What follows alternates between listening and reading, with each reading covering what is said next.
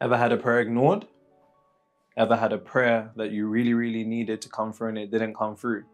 It's because they lied to you about prayer. And prayer really and truly is an esoteric thing. And by the end of this video, you will have every prayer answered again. And that's not an understatement. I'm quite literally being serious.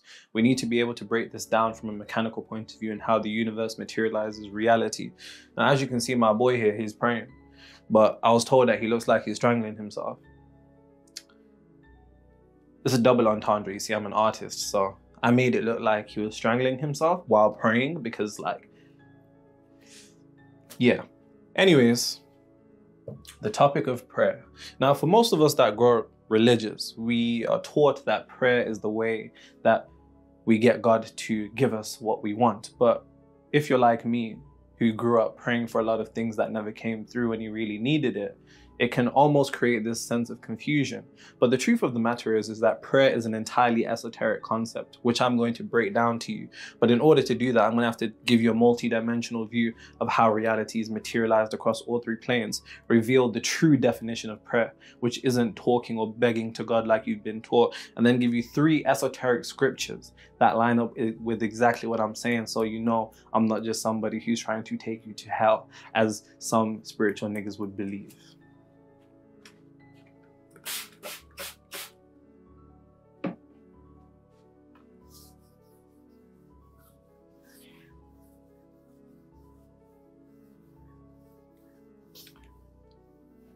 The craziest part about prayer is that I grew up seeing a lot of niggas pray for stuff, whether new jobs, prosperity, their struggles to be over, their health problems, and none of them niggas had their prayer answered.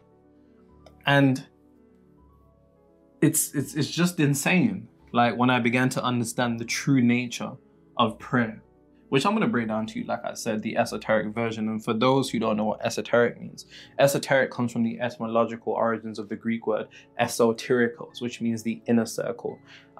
Chances are most of us are taught the exoteric, think about it like exoskeleton, the outside. It comes from the etymological word in Greek exoterikos, which means the outer circle. Chances are, nigga, you were fed a bunch of stuff which I equate to slop. Like, it satisfies your appetite, but it gives you no nutritional benefit. So in order for us to actually put you in a position where your prayers are never ignored again, and every single prayer that you send out is materialized, you gotta lock in. So make sure you take the notes. Now, the first thing I wanna say about prayer is this.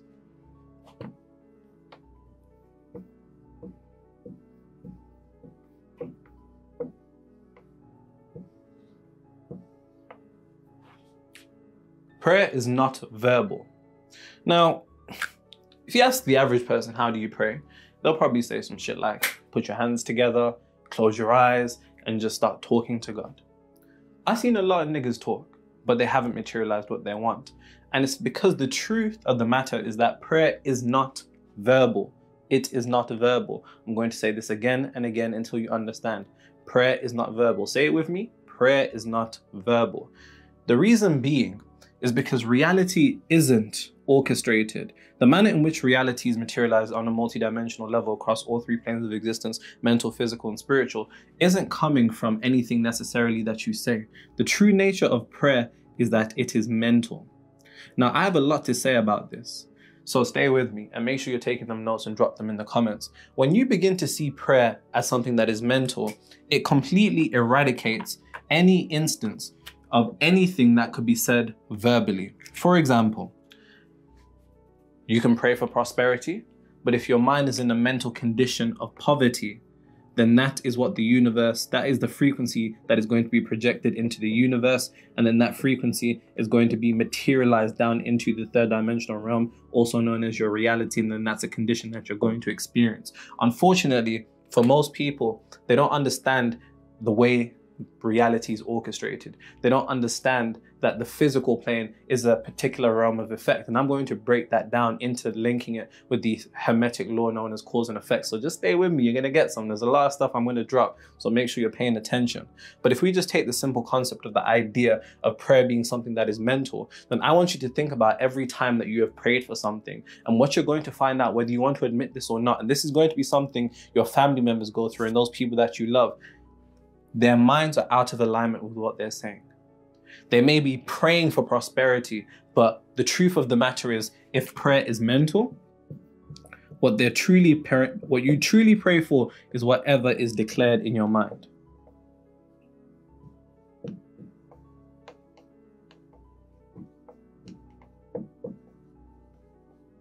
Prayer is a mental declaration, not a verbal declaration. So you can say, hey God, I really, really want that job. I really, really want that job. But if mentally the frequency that's being projected to the universe is instability and a lack of confidence in your ability to actually attain this job, then that's the frequency the universe is going to pick up on, and that's going to be projected out into your reality, and you're going to fail to get that job. Then when your prayer doesn't come through, you're going to gaslight yourself and say, God will give me the next one. No, he's not. Because God doesn't give you anything. God has given you everything you've ever needed. All you need to do to get whatever you want in this reality is to become the vibrational alignment of it. It's not about manifesting. If you try to manifest, then you actually hinder yourself from manifesting. Because manifestation as a topic is solely focused the way most people explain it. The way my definition of manifestation, and make sure you note this down because this is the definition that took me 8 years and nearly 400 books worth of study to come to the conclusion of. Manifestation isn't about changing reality. It's not about bending reality. It's not about reality changing. Manifestation is about internally shifting to a degree where you're no longer emotionally dependent upon seeing your reality change. Manifestation is about internally shifting to a degree where you are no longer emotionally dependent upon seeing your reality change. When you're good with it and you're good without it. If you're not good without it, then it's not going to manifest, because whatever you're good with and without has a particular type of frequency which allows things to materialize much more easier. So if mentally you're in poverty, but you're saying, God, I really, really need, I really, really need this job. I really, really need this. And bear in mind, this is what I saw those around me, my loved ones, going through. This is something that I partook in when I was religious.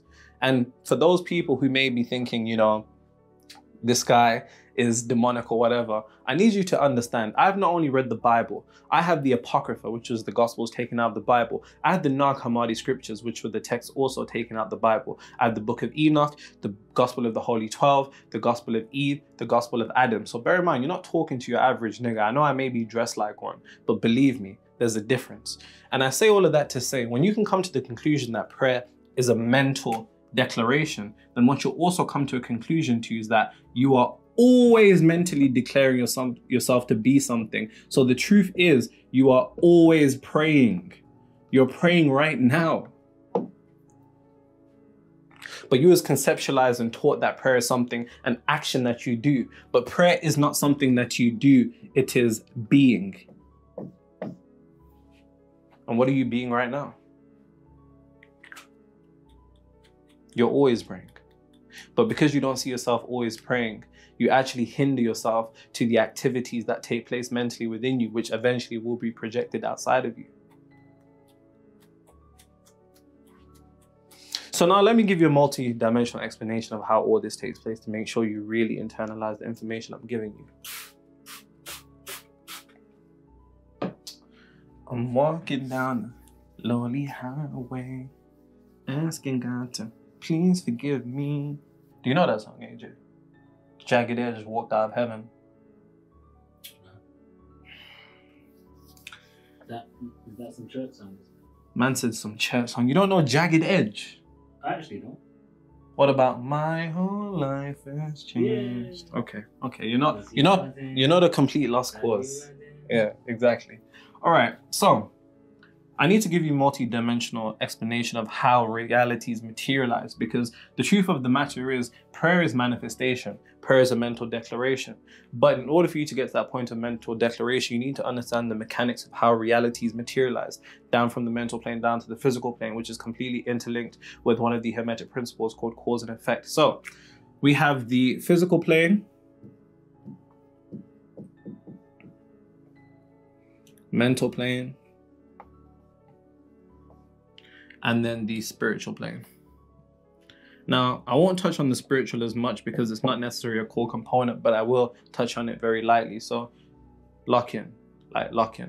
Now, the physical plane is what we call our reality, also known as the third dimensional realm. It is the aspect of reality that constitutes 0.0035% of the entirety of the electromagnetic spectrum through a process called refraction. It's how you see things, but you see visible light, which, as I said, is 0.0035% of the entirety of the electromagnetic spectrum, meaning you see a small fraction of reality. In the Kabbalistic traditions, this is what they call the realm of 1%.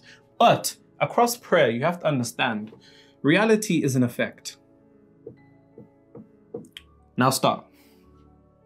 Hammer time. No, I'm joking. But what most people do when it comes to reality is they want to change their circumstance. You want to change your reality and move to a more favorable condition of reality. So what most people think is, I want to get to where I want to go, so I'm going to work. And essentially what they're saying is, I want to change an effect because your reality is nothing more than an effect. Nothing more than an effect. Reality is nothing more than an effect. Most people say, oh, I'm going to get to this by working really, really hard. That's like saying, I'm going to change an effect by changing an effect. That don't make sense. That's nigger maths. It doesn't make sense. You cannot change an effect by changing an effect. If you want to change an effect, you must change you were supposed to say cause. So that takes us to the mental plane. The mental plane is the mind. And the mental plane is the cause. So by the time that you've experienced something in reality, you are experiencing part 2 out of the entire process, because the cause is what will always produce the effect. The cause will always produce the effect. The cause will always produce the effect. So let's say you're in a particular condition of reality or a circumstance that you want to move out to. Let's say there's something you want to pray for, and we can conceptualize that as your desired reality. Currently where you are, whatever you're experiencing the effect of a mental cause that you may be unaware of. If you want to change your reality, you don't change an effect by changing an effect. And this is what the ego does. See, the ego makes a very dangerous mistake. It equates action to result. And don't worry, this is all interconnected to prayer. You're gonna get some. Just relax with me. Just relax with me for a moment. Just take a deep breath. Just take a deep breath. The ego equates action to result. So it thinks, oh, when my teeth feel unclean, I brush my teeth, I take action to get the result of my teeth being cleaned. We do this so many times we don't even realize that our mind begins to think, in order for me to get a result, I need to take action. But that's the thing. Doing will never manifest anything. You need to be to manifest. And that comes down to the realm of cause. The truth of the matter is, on a multidimensional level, reality is generated from the mental plane through the mind, cause up to the effect. So if you do want to change an effect, you must change the cause. So that's why most people actually don't ever get what they want to pray, what they pray for, because they may take the physical act of maybe praying, working harder, so on and so forth, but then they reach a point of out of alignment in their mind, because their mind isn't aligned. And spiritually, most people are okay. But mentally, that's where the biggest disconnect is, mentally. Because you can pray for prosperity and even work towards it, but you're taking physical action. That's the lowest level of consciousness. But if mentally, nigga, you're broke, that is your cause producing your effect. And until you change this cycle, you will remain. And you'll just be a hamster on the wheel over and over again. And for some of us, this is what we saw our parents go through. We saw them work tirelessly hard as possible, praying to God for more abundance, more prosperity, so on, but they didn't get it. So let's cut the bullshit that we kind of gaslighted ourselves into thinking that, you know, oh, God is just, maybe we don't. I've met niggas that have said, you know, oh, I didn't get that job that I really, really wanted that would have allowed me to make that amount of money to change my family's life. And they gaslight themselves and say, God just wanted me to stay here. No, nigga, that's not the truth. You just didn't send the right message. Because one other thing that I forgot to mention about prayer is, what is your definition of prayer? Now, for most people, they say talking to God. But I can talk to this whiteboard. Hello, whiteboard, how are you? Of course, the whiteboard did not respond back, because true prayer is communication. And once you begin to see it as communication, then you'll come to the understanding that communication requires a, how do I say this? It requires a back and forth, not just a back, pause. And the issue is, you haven't been communicating with God.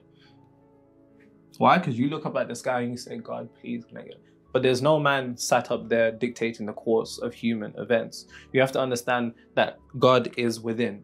God, the way you can conceptualize God is an impersonal energy of reality. Hence why in Acts 10:34, it says God is no respecter of persons, because God doesn't necessarily care about how much work you put in. It doesn't. God only responds to the mental declaration, the frequency that you emit.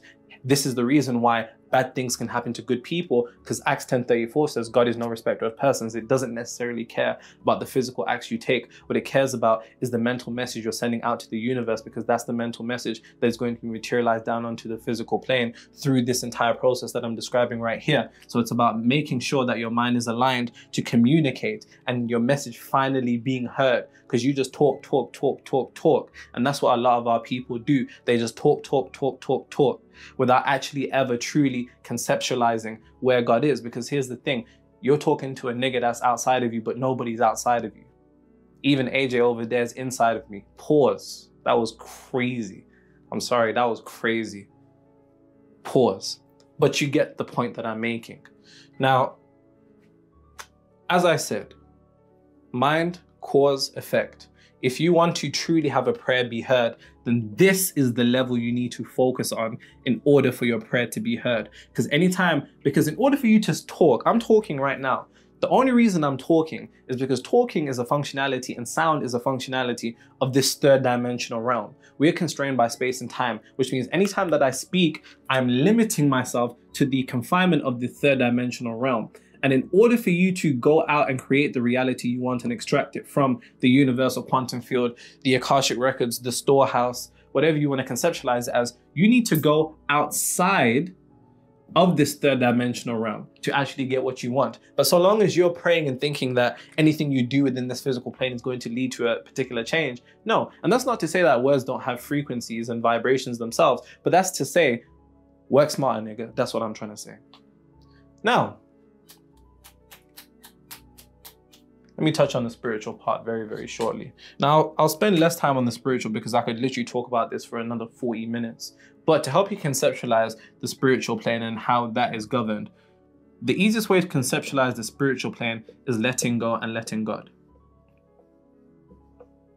Now, this is quite a cliche saying, but what you have to understand about letting go, that comes to the understanding that you need to step beyond your ego. You need to step beyond the physical vessel which seeks to do everything. You say, I need to do this, I need to do that, I need to do this. But like Jesus said in Matthew, with men this is impossible, but with God all things are possible. And understanding that God is within the untapped consciousness of infinite potential that is outside and goes outside the confinements in the third dimensional realm, that is within you. Like it says in Corinthians, you are the dwelling house of God.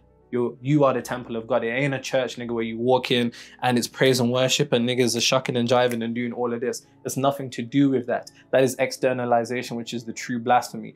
Anything that projects your inherent value of being a manifestation of God onto a building, nigga, or a neck or a chain with Jesus on, which doesn't even make sense. That's like when niggas kill each other and put their ops on a t-shirt. That's what the Catholic Church did. And a lot of people wear that symbol without even realizing that they believe it represents life, but to your subconscious mind, it hits it and recognizes death, which is exactly why this is the particular frequency that we live on as a people. Listen to what I'm saying. That was a lot of bars. Make sure you write that down. Now, anyways, yes, the spiritual plane comes with your ability to let go and let God and to actually get out of the way, to get your conscious mind out the way in order for the subconscious to truly act. Now, before I go down into the esoteric verses, the esoteric scriptures directly from the Bible on prayer, here's something that I just want you to think about. Something that I just want you to think about.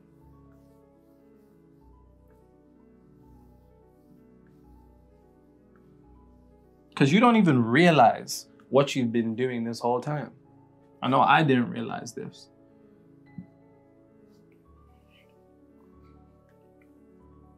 And a lot of people ask, how did I get here? Well, how did I get here?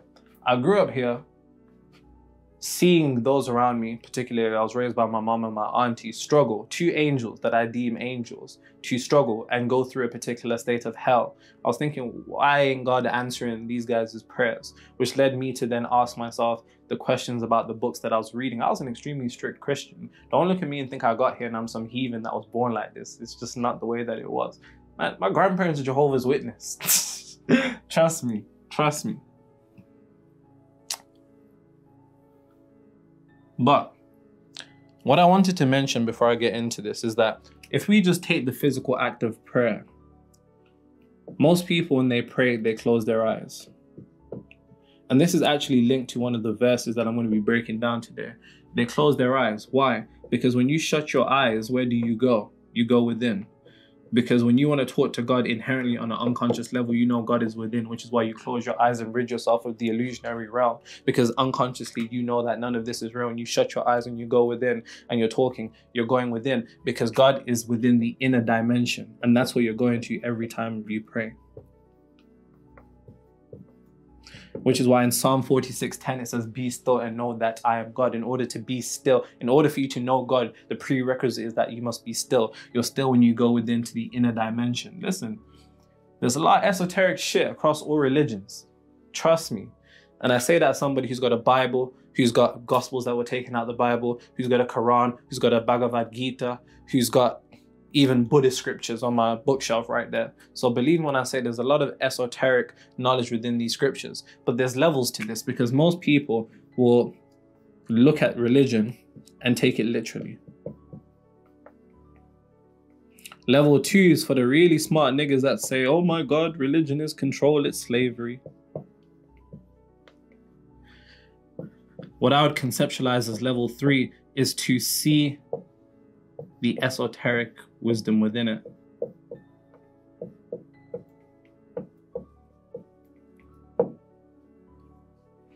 And here's the truth. You don't read the Bible.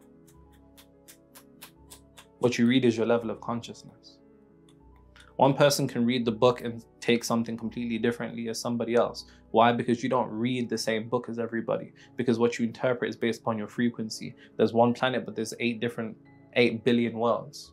8 billion frequencies. And when you read the book, what you're picking up is your frequency. It reveals itself to you dependent upon your frequency. Hence why you can read a book once and be like, oh, it was all right. You come back to it and you're seeing stuff that you never even saw in the first place. It's just hitting you, coming left, right, and center. Pause. Now, to get into the actual verses, I'm very excited for this. Let's go.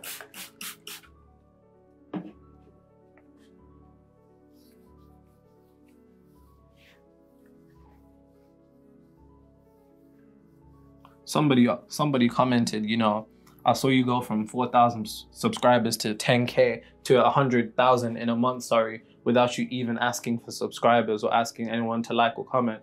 Nigga, do you think this is Oliver Twist? Do you think I'm gonna be like, please sir, can I have some more?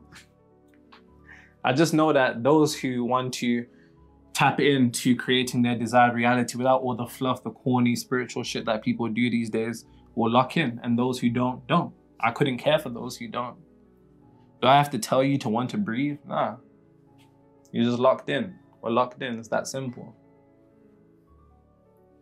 Somebody said something to the effect of, you know, if I could have Dr. Joe Dispenza Nero on Homeland on a spiritual panel, I'd pay anything for that. Yeah. I'd swap out Dr. Joe Dispenza with probably the Joker. Yeah, probably the Joker. Somebody actually asked me, why do you like villains so much? And I think it's because I'm so used to being a good guy that my shadow like really likes it. Like when I see like the Joker, you know, Homelander, Ramsay Bolton from Game of Thrones. Who else is like a mad character from a TV show? Can't think of anyone. Franklin's Saint, but like season 4-ish, like when his bread started to go and he started to lose it. Yeah. All right, cool. So let's break down these esoteric scriptures. First things first. First one that we're gonna do, Mark 11:24. Mark 11:24. Somebody was like, how do you have all of this stuff off the top of your head? Like, I don't know. Mark 11:24. It says, whatever you pray for, believe that you have received it. Now, of course, I'm paraphrasing, but I'll get AJ to pull it up on the screen.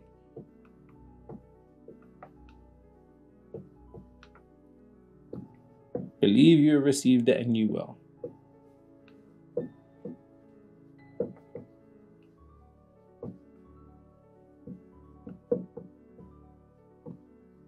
And these will probably be verses that your pastors or religious niggas will never want you to get. Because the moment you do that, then you're no longer waiting for Christ, you awaken Christ. It's a different ball game. Philippians chapter 2, verse 5 to 11. Let this mind be in you that was also in Christ Jesus, who didn't find it robbery to be equal with God. John 10:34. Is it not written in your law, I've said you are God's? Anyways, whatever you pray for, believe that you have received it. Now, this is quite literally the simplicity of reality. Essentially, what this verse is alluding to is that there's a particular formula for receiving things. And I'm somebody who likes receiving. Pause. Now, in order for you to receive, you must first believe. In order for you to believe, you must believe. A lot of people say seeing is believing, but believing is seeing. That's the difference. Another way of saying receive is physically, and another way of believing is vibrationally.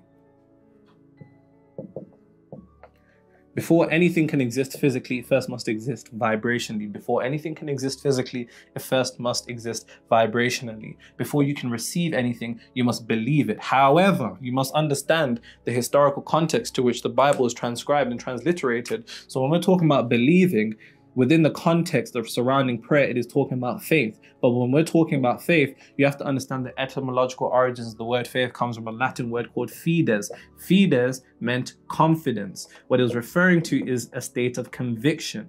Now, let me ask you a question. As you're flicking your light switch, are you flicking it thinking, oh my God, is it going to turn on? Is it going to turn on? No, you flick that bitch and you keep walking. Why? Because you know it's going to turn on. Important word in that entire sentence. Now, let me ask you a question. When you prayed for something and it didn't come through, did you know you were going to get it? Let's be real. Don't lie to me. Don't lie to me. You didn't. You didn't know. And because you didn't know, you didn't receive it. Because in order for something to materialize physically, it first must exist vibrationally. And how does something exist vibrationally, Nero? Well, it first has to exist mentally, because it all comes back down to the mental plane. Are you adopting the beliefs of what you're praying for? Are you adopting the thoughts of what you're praying for?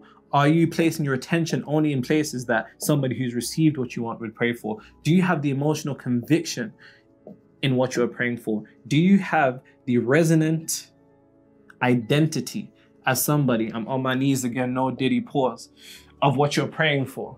Chances are no.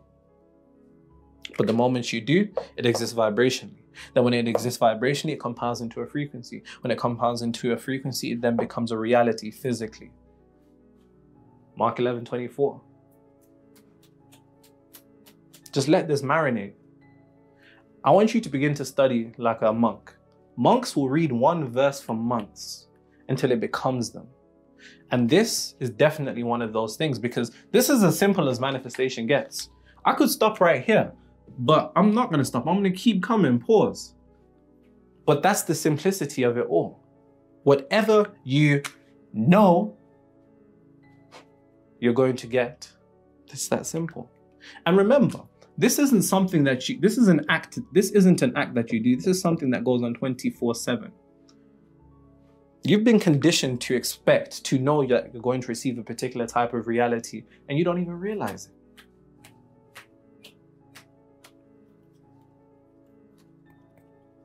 You need to shut up. That's what you need to do. It's not about talking to God. It's about talking to the God within by becoming the vibrational alignment of whatever it is you want so it can materialize physically. And you do that by tapping into the true definition of faith. Faith isn't trusting and thinking, I have faith, I trust God. No, because trust still holds the element of the potentiality for doubt. It's about knowing, it's about confidence, it's about conviction. I know you like that one, innit? Make sure you're taking those notes and leaving in the comments.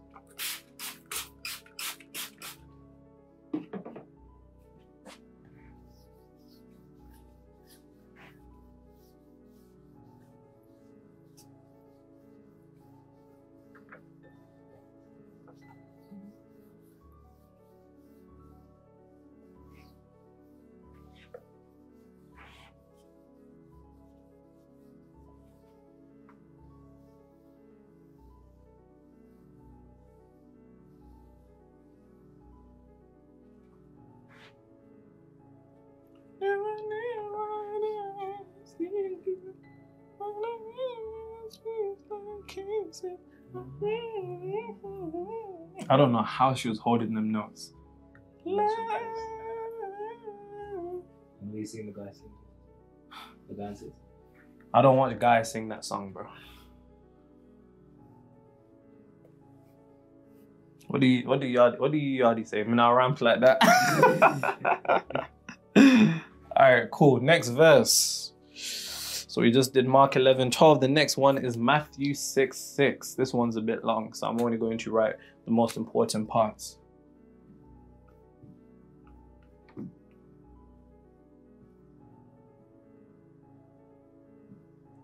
Matthew 6:6, something to the effect of go into your room. Depending upon the translation of the Bible that you're reading versus ESV or KJV or NKJV, it also says closet sometimes, but it says go into your room, shut the door. Shut the door and pray to your Father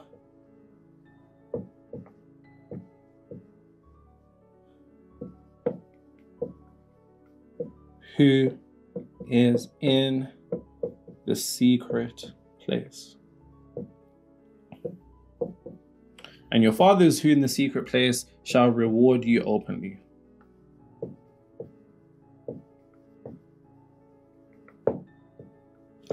Whew, there's a lot of aspects of this verse to break down into particular. So the first thing that I want to emphasize to you guys is that going into your room and shut the door. Now I want you to understand that when he's talking about shut the door, it's talking about the eyes. And why are the eyes the doors? Because the eyes are either known as the windows or the doors to the soul.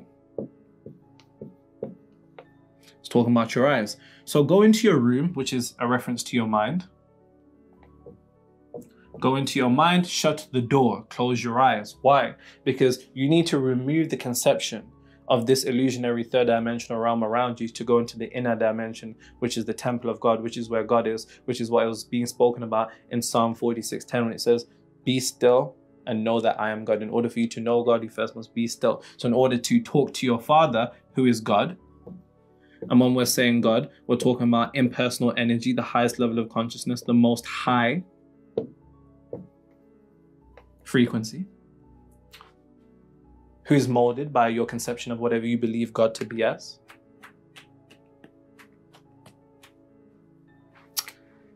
Who is in the secret place, which is your mind. Because nobody can see your mind, can they? Of course not. So it's a secret place. And then your Father who's in the secret place will reward you openly. That is the manifestation. Reward you openly means materialize on the physical plane. And within this verse, you have a step-by-step formula on how to pray. Again, combine that with Mark 11:24. So, shut your eyes, relax. When you're in a state of relaxation, enter a knowingness that whatever it is that you're praying for, whatever your desired reality is, it is something that you already have received. Believe that you have received it. Internalize it as something that has taken place, not something you're waiting for. Because if you're projecting it as something that you're waiting for, something that you're soon going to get or one day going to get, you're falling into the third dimensional constraint of time. And in order for you to materialize anything, you need to go outside of the confinements of the third dimensional realm. Now, after doing so in your state of relaxation, and entering a knowingness with crystal clear clarity, as the Bible says in James, a double-minded man is unstable in all his ways. You need to have a single mind, a single focus point on that desired reality of whatever it is being something that already exists. And you can, whether you want to do a mental affirmation of some sort. I don't believe in physical affirmations for a multitude of reasons, but that's for another video. But for now, pray. And remember, that's the definition of prayer from Mark 11:24. Your Father who's in the secret place, the impersonal consciousness that is molded directly by you, then will reward you openly. But remember, we're not waiting to be rewarded openly, because manifestation is shifting internally to a degree where you're no longer emotionally dependent upon seeing reality change. So if you need to be rewarded openly, my 2 cents to this verse is, if you wish to be rewarded openly, then you haven't truly manifested.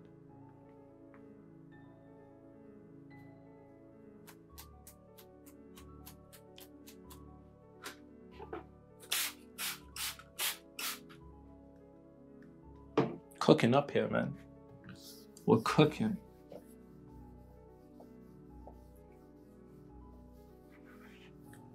Oh, another bad guy, like probably Hisoka. He's tapped from Hunter x Hunter. Crollo from Hunter x Hunter. He's hard as fuck. Pause. Orochimaru, he was just tapped. Like, he was just tapped. But I prefer Madara or Obito. Obito's my favorite. And for you lot who don't know who I'm talking about, I don't even know what to say to you. Because why are you not watching anime? I don't know. I know AJ don't watch anime. I was showing him Boondocks the other day for the first time ever. Don't be silly. He said that he watched it. I was showing him a pimp named Slipback, and he couldn't. Are you gonna say that you knew the episode with the pimp named Slipback, Usher and Tom? Bro, I knew Uncle Ruckus. Knowing Uncle Ruckus isn't knowing the episode. I knew Slipback. You did not know Slickback. Did you know Slickback in the way that the Bible's telling you to know that you are what you're praying for? Yeah. No, you didn't. Anyways, the final verse in particular that we're going to go to, which is actually quite literally just after Matthew 6:6, is Matthew 6:7. Let's lurk, let's lurk. For those of you in the UK, you'll know 6:7, let's lurk. If you don't know that, then I don't know what to say. Matthew 6:7, okay, I can't remember this one. Joking. It says something to the effects of, when you pray, I don't know why you looks like that. Listen, that's just you. You're just gonna have to let that one go. Actually, my OCD won't let me get rid of that, sorry. I thought I could do it, guys, but I couldn't. Maybe I do have OCD. Oof. It's calmed me down a bit. When you pray, don't pray like the heathen do. Do not pray like the heathen.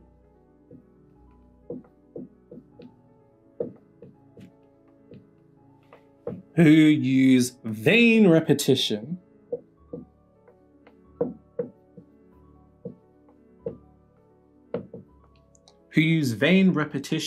because they think they will be heard by their many words. Now, this verse in particular is a complete mockery on how churches and how masses of people pray. Because in this verse, Jesus was speaking specifically, and he says, of course, I'll get AJ to pull it up. When you pray, do not pray like the heathen do, who use vain repetition because they think they will be heard by their many words. This is what niggas do. They pray and pray and pray and pray, doing what? Vain repetition. The issue with vain repetition is that it does nothing, because remember, the moment that you speak or the moment that you attempt to use words to manifest, you are confining yourself to the illusion of the third dimensional realm. You're trapping yourself within this box that our reality is. And in order for you to manifest, you need to go outside of the box. But even more, you're not understanding that true prayer is your mental declaration.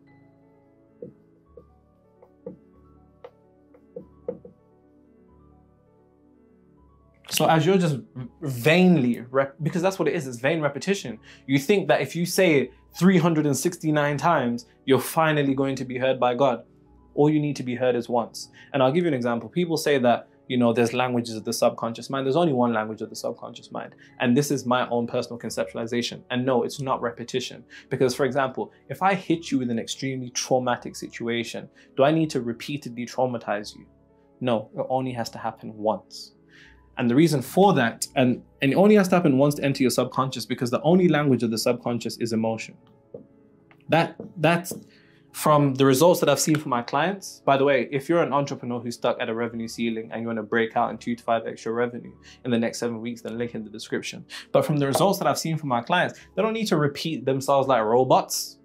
Do you not think it's disrespectful that you're just blowing up God's line again and again and again and again, thinking that he didn't hear you the first time, supposedly, if we're seeing God through the conception of the egotistical, personified character that religion makes him out to be, right? But there's only one language of the subconscious mind, and that's emotion. And oftentimes, one thing that I forgot to say is that how can you pray for prosperity while you're crying tears of sadness? What are you reinforcing into the subconscious mind? Sadness. So then what does your subconscious mind do? It emits the frequency of sadness. And when you emit the frequency of sadness, you then come across circumstances and conditions of reality that multiply and make you even more sad, nigga. And that's the game. That's the trick. Because as Jesus said, they think they will be heard by their many words. No, you won't be heard by your many words. You'll be heard by the mental declaration of whatever you determine yourself to be. Make sense?